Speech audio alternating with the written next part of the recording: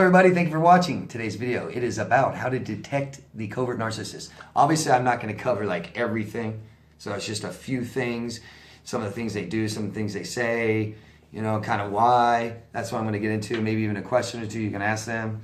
But first I want to say, you know, this is important because I know when I list a lot of traits, behaviors, or you guys go out there and you find out what a covert narcissist is, or a narcissist, or a sociopath, things like this, and you'll see people list things out, or maybe something you read, and it'll list certain behaviors or traits, and you guys say, God, am I a narcissist?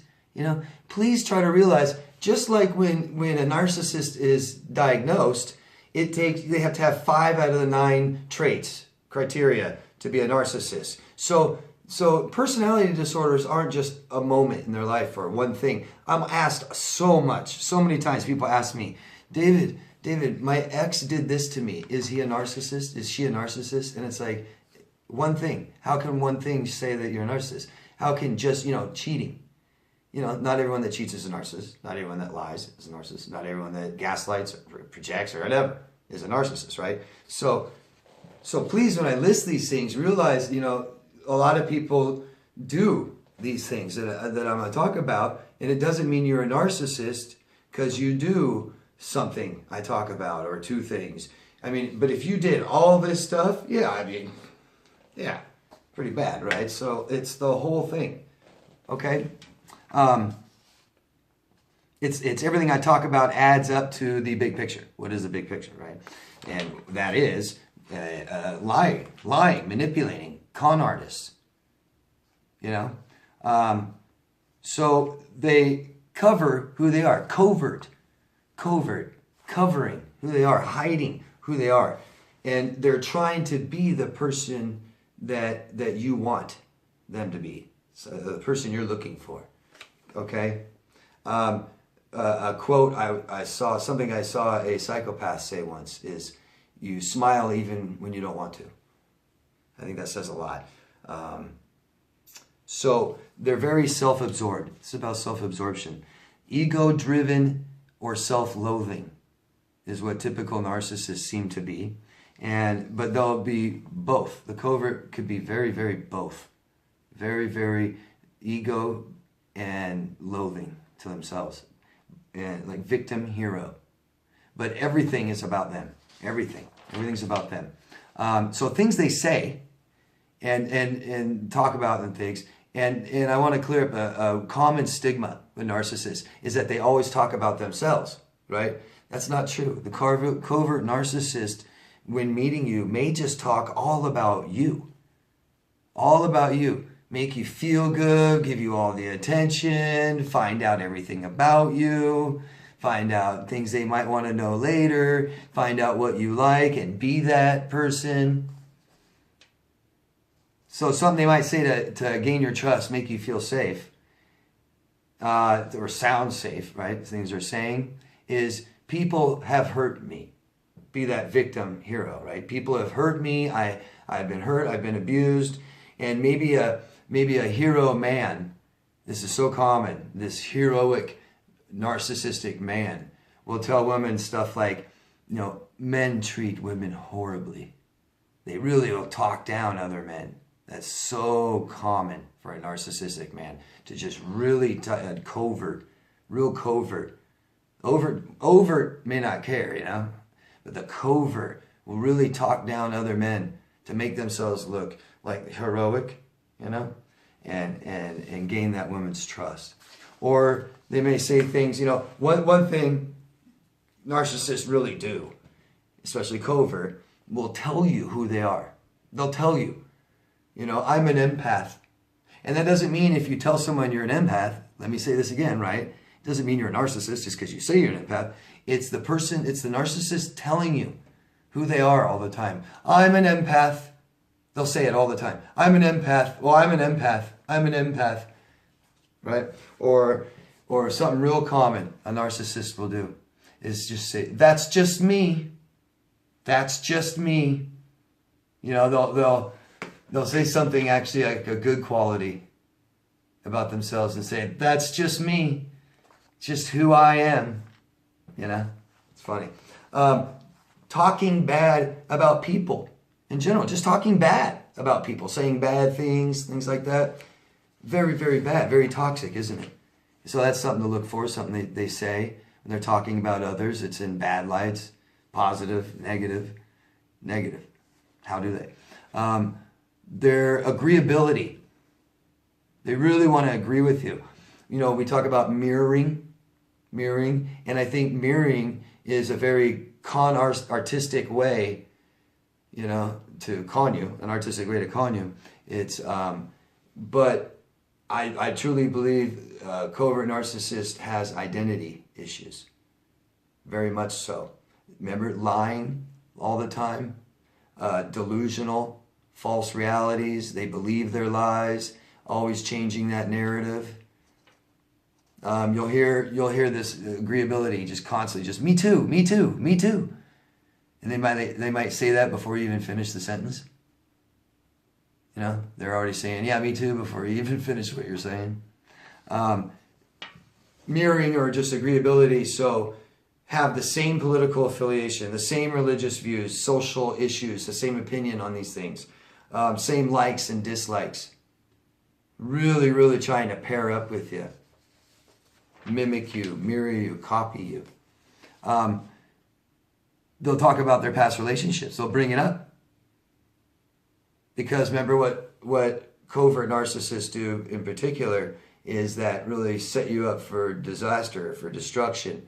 So discards you, no closure, often running away, right? So they never heal. They go right on to the next person.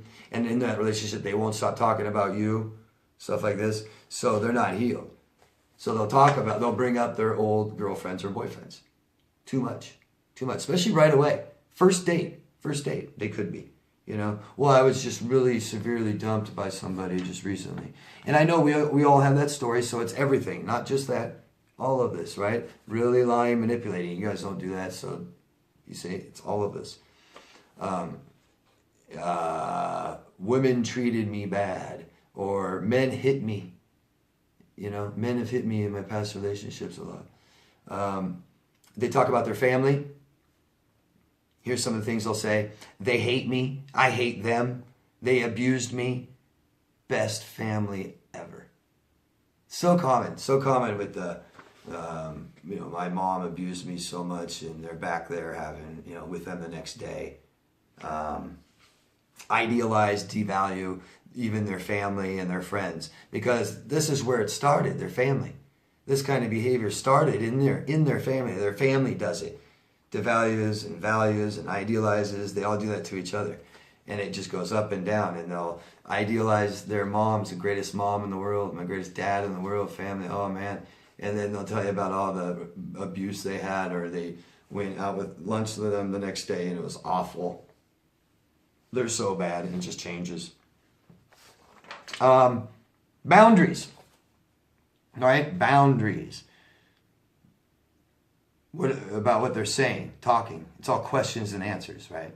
Questions and answers. So divulging too much or too little information. Divulging too much may be obvious, but on a first date, second date, things like this, or just getting to meet somebody, we don't talk about too personal of information. We don't talk about things that we shouldn't, you know, we should be telling people closest to us, not people we just meet. I think that's obvious, but it needs to be said. Or too little information.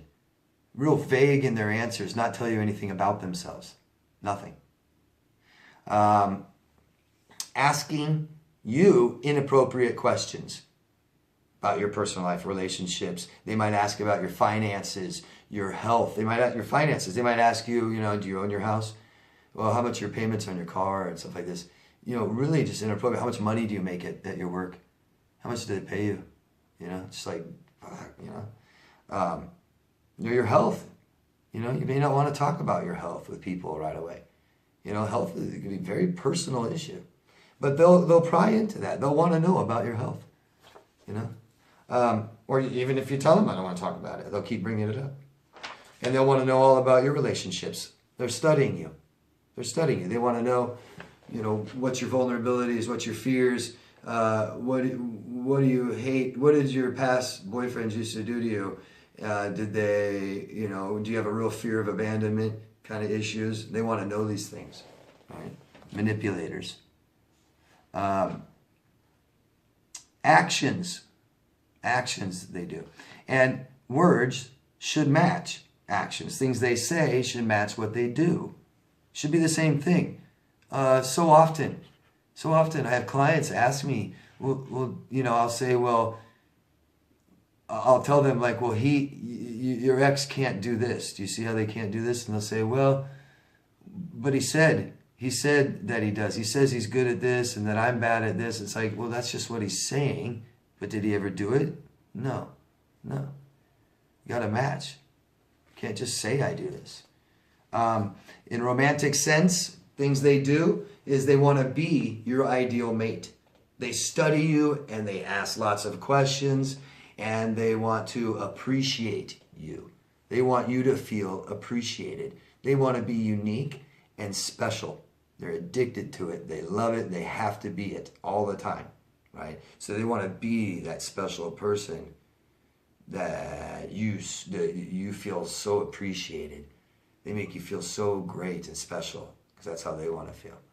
It means they're great. They're unique. They're like any other man, any other woman that you've been with. Makes sense?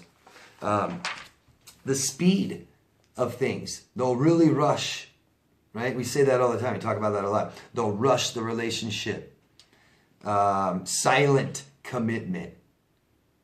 They'll get you to commit without really asking it, or why don't you move in? Why don't we buy this together? Things like this. Let's go out again. Let's go out tomorrow night. Come on, it's so much fun. Why not? Come on, tomorrow night. You aren't doing anything else, right? Future faking. Talk about that a lot. Future faking, fantasizing, romanticizing both of your futures together, and you just met them. They might even post on social media, post on Facebook how great you are, and you just met them. They might be changing their likes and dislikes on Facebook according to your likes and dislikes, mirroring your likes and dislikes, and even showing it on social media. Some of the things that you might see, how they look, right? I've made several videos about manipulators and way to identify them. Watch those if you want to get more into detail with signs. But some of the most obvious that I've talked about before is, remember, covert, covering, hiding who they are. These are massive liars. They know, they lie all the time. They don't want to get caught all the time. Paranoid. There's a lot said to that. So they will cover things, right? So very common, they might have hair, long hair in their face, bangs covering up eyes, or hats all the time, or maybe they wear sunglasses more than most people do, or indoors, or those tint changing glasses, or massive facial hair, maybe facial hair and then hair covering eyes and maybe glasses and a hat. All these things, just things that they're covering up. Those are just some really obvious things that manipulators will do, kind of covering up who they are. But more so, they want to blend in. So inconspicuous, kind of like a herd animal. Herds travel together and they know that they're always being hunted and stalked by their prey. So they don't stick out. They stay right with the pack and they act just like the pack and don't cause much attention or raise much attention to themselves. So they might, the overt might dress up. Whether it's more sexual or spending more money on jewelry and makeup and hair and I got the best and brand name stuff, where the covert might kind of just what everybody else does. Maybe dress down even a little, kind of drab, normal. Not meaning they're all like that, but they'll, be very common that they dress very nice, But again, not to raise suspicion, I mean, they know who they are. And they feel like that when they meet people that you're going to know. You're going to know. Do you know? Do you know I lie? So some questions to ask is ask about their past. When you get a chance, kind of hint to it. I mean, we don't want to really do that right away with people. But, you know, and I'm not suggesting that you do.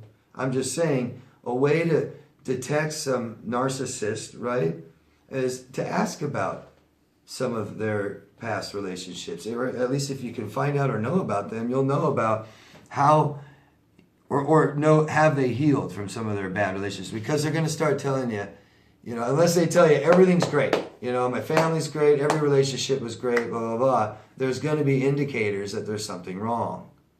They're going to slip up, because how could they have 10 or 8, you know, fantastic relationships? You know, but they don't talk to any of their exes. They don't have anything good to say about them. Or maybe they'll say something good about their ex, but everything was kind of, you know, ask about how the relationships ended. So if you have someone that doesn't talk to their family at all and hates them, says bad things about their family, and they've had failed relationships, it was all fine, but, you know, they all cheated on me. Things like this. It's just red flags, guys. And we have a bad past history. But you also aren't lying, manipulating, and scamming people and plotting, and right? See, it's everything, everything. Ask them questions that are about other things and other people that have nothing to do with them. And one, not only will they, you know, see if they come up with positive or negative answers about other people, but watch how it's always directs it back to them. Or if you're not talking about them, you're talking about other people, they don't pay attention. They're bored. They lose attention. You know, it's not about them. Everything has to be about them. Everything ends with them. If it doesn't start with them, it ends with them. Or you lose them. So why? Low self-esteem. Low self-esteem, poor sense of who they are, pathological, because of pathological lying, controlling, falsifying the narrative, the story about everything, makes them delusional and paranoid, and it's all about control. We do not throw the chips up and, you know, see where they lay. You know, no, just caution to the wind. Who cares? No, not the covert narcissist. We control everything. And as you get deeper into covert narcissists, you're really starting to get into sociopathy. Exploitative, controlling, all with a smile. All with a beautiful smile. Right? Charming, glib. Yep. Hope you guys like that. Keep adding more. What you guys think about covert narcissism. Really, it's almost just scratching the surface of it. So add more, ask questions, share the video if you can. I appreciate you. Thank you all. Love yourself first. I'll see you again later. Bye-bye.